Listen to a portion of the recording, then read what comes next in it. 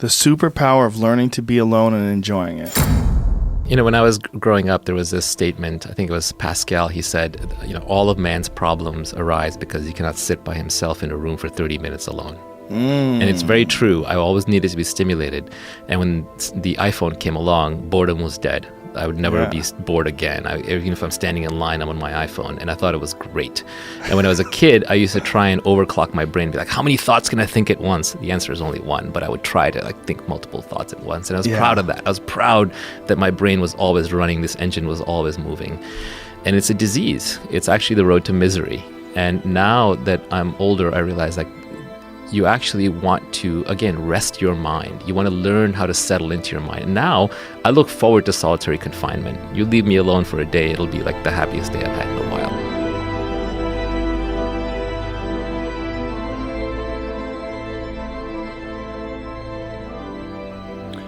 Ladies and gents, the voice is a little off right now, but we trudge on through. The annual cold has hit hard, and I'm grateful that it's hit early December and hasn't screwed Christmas, which it has done for many years. I'm off to go and see Interstellar at the Prince Charles Theatre in 70mm. Now, I watched Interstellar about a month ago now, and I said it can't quite go to the top spot because I was in my home. I feel like in order for me to say, yeah, this film is number one, I have to be in a cinema.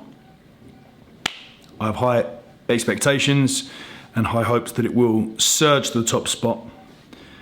Some film it is. If you've not seen Interstellar, maybe Nolan's best. But the time is now 7:15. Film's on about 8:15. I was gonna get an Uber cycle, but it's absolutely lashing it down. So I'm gonna Uber it there, try and secure some snacks, and enjoy the film.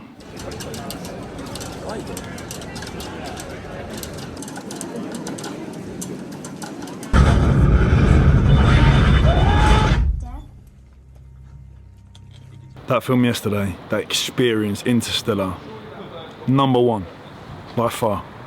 To be able to keep you so engaged for 3 hours straight, evoke that emotion, the music, the story. My word. Looks like a lovely day up in Notting Hill. Let's go grab a coffee.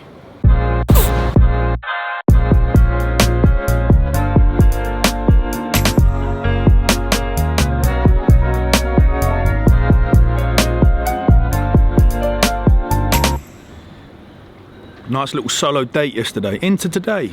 I think it's really important, gents, young men in particular, to master the art of being alone. Because I feel like it breeds emotional independence. I think most men have been conditioned to seek validation through social status, relationships and material goods. But being alone, it ignites this sense of appreciation too. You know, you can find yourself without sounding too hippy-dippy. I've been to Bali. But I've been on many solo adventures, and I think getting on a plane on your own is a big deal. But again, it reinstates your why, and I think that's really important. You come into your own because you then start to think, well, I'm on my own in this foreign country.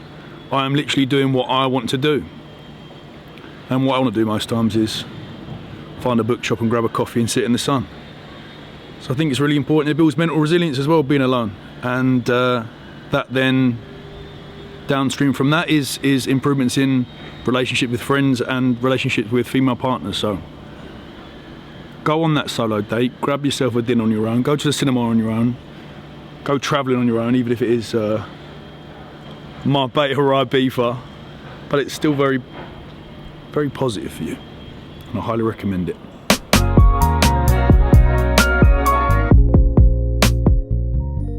Me and Jen went to Dorian in Notting Hill last weekend, and they served a very nice red wine. I thought, get it secured for Crimbo. It's just me and the old dear. It's the last Christmas in Bromley. Sad time, so got to make it a good one. And the last one with JK as well. Very sad, very sad. It's all well and good to highlight the importance of being alone, but how do you actually master it? It most certainly comes more naturally to some people than to others. Take myself, a latchkey kid and only child. I spent my early years alone, cue violins. So it goes without saying, I got very good at riding solo. Has this upbringing had detrimental impacts in later life? Potentially. It takes time for me to let people in. Extremely overstimulated in crowded environments and frequent the French exit because being at home for match of the day is far more appealing than being out. Now I find myself at the ripe age of 32 being scarily good at solitary confinement. Don't get me wrong, I love being out and doing things, but my social battery mirrors that of the inbuilt obsolescence of an old iPhone and drains awfully quickly. So what are my recommendations for the folk that struggle finding solace in doing things on their Todd?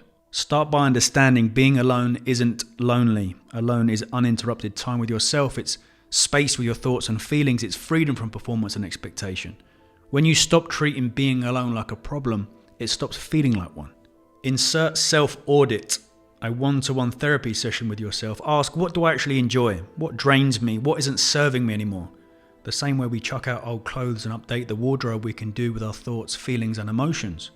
I think one of the reasons why people struggle with being alone is due to the lack of structure. We can use a bit of James Clear's habit stacking here and create a little solo retreat. On the days my partner isn't with me, I'll take the dog somewhere different for a walk. I'll head into the coffee shop with either book or laptop. From there, I'll head into the supermarket and get some nice food for the evening. Whilst in the supermarket, I'll pick up some skincare products so I can go full Patrick Bateman whilst in the bath. Then round the night off with a film. Even now, as I read that back, I'm excited for the next time I get a day to myself.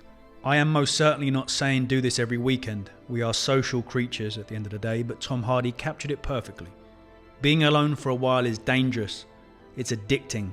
Once you see how peaceful it is, you don't even want to deal with people anymore.